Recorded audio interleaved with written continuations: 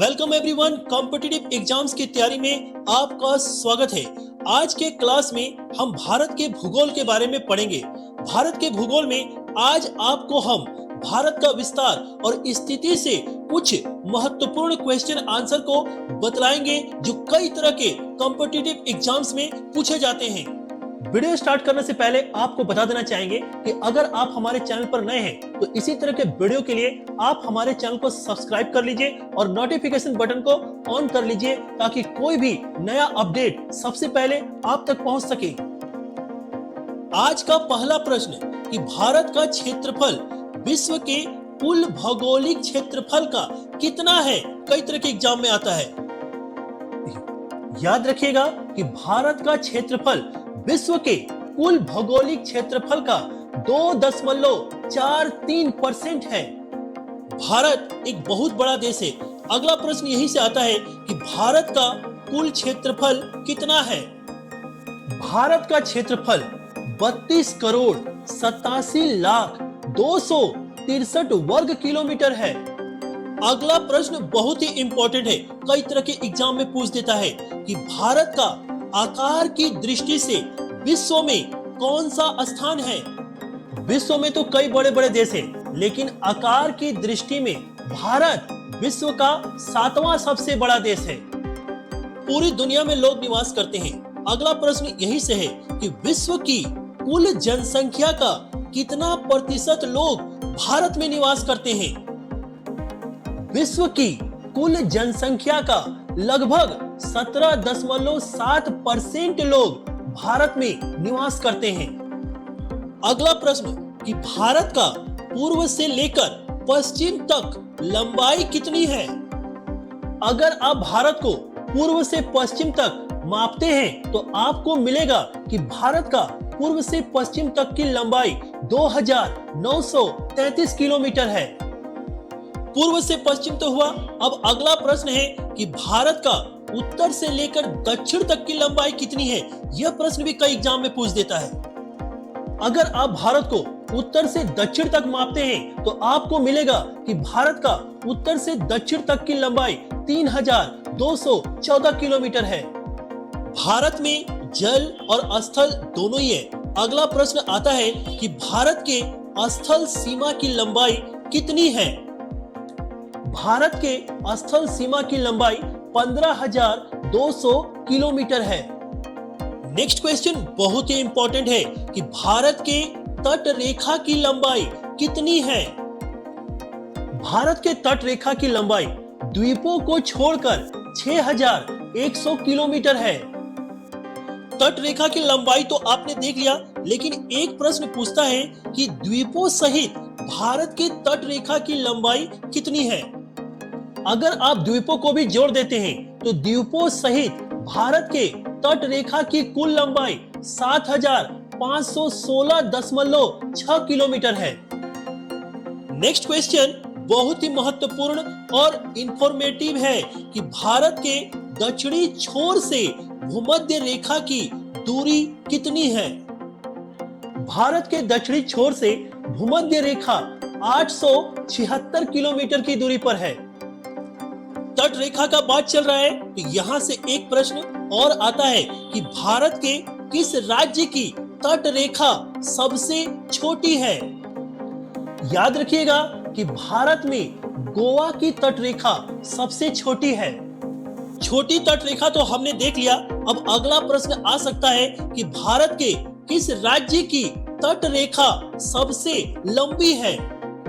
भारत में सबसे बड़ी तट रेखा गुजरात की है। नेक्स्ट क्वेश्चन लेते हैं कि भारत के कितने राज्यों से होकर कर्क रेखा गुजरती है। कर्क रेखा भारत के 8 राज्यों से होकर गुजरती है और भारत के ये 8 राज्य हैं गुजरात, राजस्थान, मध्य प्रदेश, छत्तीसगढ़, झारखंड, पश्चिम बंगाल, त्रिपुरा और मिजोरम। अब तट रेखा का बात चल रहा है तो यहाँ से एक प्रश्न यह भी आता है कि भारत के कितने राज्य समुद्री तट रेखा पर हैं। याद रखिएगा कि भारत के 9 राज्य समुद्र तट पर हैं। अक्षांश रेखा और देशांतर रेखा का नाम तो आपने सुना ही होगा यहाँ से एक प्रश्न आता है कि कौन सी अक्षांश रेखा भारत के मध्य भाग से होकर गुजरती है। बहुत ही बढ़िया प्रश्न है, याद रखिएगा। कर्क रेखा एक ऐसी अक्षांश रेखा है जो भारत के मध्य भाग से होकर गुजरती है। कभी कभी एक प्रश्न पूछ देता है कि भारत का सबसे दक्षिणी बिंदु कौन है। भारत का सबसे दक्षिणी बिंदु इंदिरा पॉइंट है। अब आपको पता चल गया कि भारत का दक्षिणी बिंदु इंदिरा पॉइंट है। अगला प्रश्न आता है कि भारत का दक्षिणतम बिंदु इंदिरा पॉइंट कहां स्थित है। याद रखिएगा कि भारत का दक्षिणतम बिंदु इंदिरा पॉइंट अंडमान एंड निकोबार द्वीप समूह में स्थित है। भारत एक बहुत बड़ा देश है।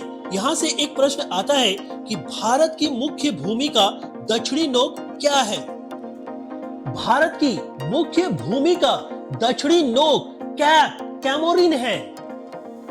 दक्षिणी बिंदु तो आपने देख लिया, लेकिन कभी कभी प्रश्न कर देता है कि भारतीय भूमि का सर्वाधिक उत्तरी भाग कौन सा है।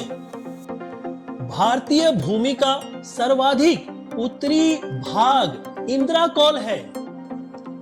रामेश्वरम द्वीप नाम तो आपने जरूर सुना होगा, लेकिन क्या आपको पता है कि भारत की मुख्य भूमि को रामेश्वरम द्वीप से आखिर अलग कौन करता है। भारत की मुख्य भूमि को रामेश्वरम द्वीप से पंबन चैनल अलग करता है। आदम का पुल, क्या आपने नाम सुना है? नहीं, अगर परीक्षा में पूछ देता तो आप क्या लिखते। यहाँ से प्रश्न आता है कि आदम का पुल किन देशों के मध्य स्थित है।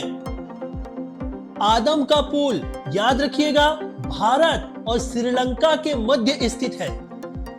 अगला प्रश्न, डंकन पास किसके बीच स्थित है। दक्षिणी अंडमान और छोटा अंडमान के बीच डंकन पास स्थित है। भारत की बात चल रही है तो यह प्रश्न भी बराबर पूछा जाता है कि न्यूमूर द्वीप कहां स्थित है। न्यूमूर द्वीप, याद रखिएगा, बंगाल की खाड़ी में स्थित है। द्वीप का बात चल रहा है तो यह भी प्रश्न बराबर पूछा जाता है कि लक्षद्वीप समूह कहां स्थित है। अरब सागर का नाम तो आपने सुना होगा। याद रखिएगा कि लक्षद्वीप समूह अरब सागर में ही स्थित है। जब लक्षद्वीप समूह पर बात चल रहा है तो यहाँ से एक प्रश्न यह भी आता है कि लक्षद्वीप समूह में द्वीपों की संख्या कितनी है। लक्षद्वीप एक द्वीपों का समूह है और याद रखना है आपको कि लक्षद्वीप समूह में द्वीपों की संख्या 36 है। अगला प्रश्न आता है कि भारत का कौन सा भूभाग प्राचीनतम है। प्रायद्वीपीय पठार नाम तो आपने सुना होगा, यही भारत का सबसे प्राचीनतम भूभाग है। आपने देखा कि भारत में समुद्र तट भी है। अगला प्रश्न आता है कि भारत का पूर्वी समुद्र तट किस नाम से जाना जाता है।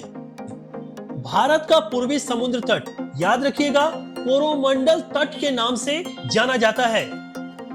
पूर्वी समुद्र तट तो आपने देख लिया। अब एक प्रश्न पूछता है कि भारत का पश्चिमी समुद्र तट का उत्तरी भाग किस नाम से जाना जाता है। भारत के पश्चिमी समुद्र तट का उत्तरी भाग कोंकण तट के नाम से जाना जाता है। भारत के पश्चिमी समुद्र तट का उत्तरी भाग तो आपने देख लिया। अगर प्रश्न पूछ दे कि भारत के पश्चिमी समुद्र तट का दक्षिणी भाग किस नाम से जाना जाता है। भारत के पश्चिमी समुद्र तट का दक्षिणी भाग मालाबार तट के नाम से जाना जाता है। श्रीलंका भारत का पड़ोसी देश है, लेकिन प्रश्न आता है कि श्रीलंका को भारत से अलग कौन करता है। श्रीलंका को भारत से मन्नार की खाड़ी अलग करता है। और आज का अंतिम प्रश्न, द्वीप एक द्वीप का नाम है। प्रश्न आता है कि द्वीप कहां स्थित है। याद रखिएगा कि दीव गुजरात के तट पर स्थित है। दोस्तों, ये था हमारा आज का वीडियो कॉम्पिटिटिव एग्जाम्स के ऊपर, जो कई तरह के एग्जाम्स को क्रैक करने में आपको मदद करेगा। वीडियो अगर अच्छा लगे तो आप हमारे वीडियो को लाइक कर लीजिए, अगर आप हमारा वीडियो फेसबुक पेज पर देख रहे हैं तो आप हमारे फेसबुक पेज को फॉलो कर लीजिए, और अगर आप हमारा वीडियो यूट्यूब पर देख रहे हैं तो आप हमारे यूट्यूब चैनल को सब्सक्राइब कर लीजिए। जल्दी ही वीडियो का अगला भाग लेकर आएंगे, तब तक के लिए जय हिंद, जय भारत।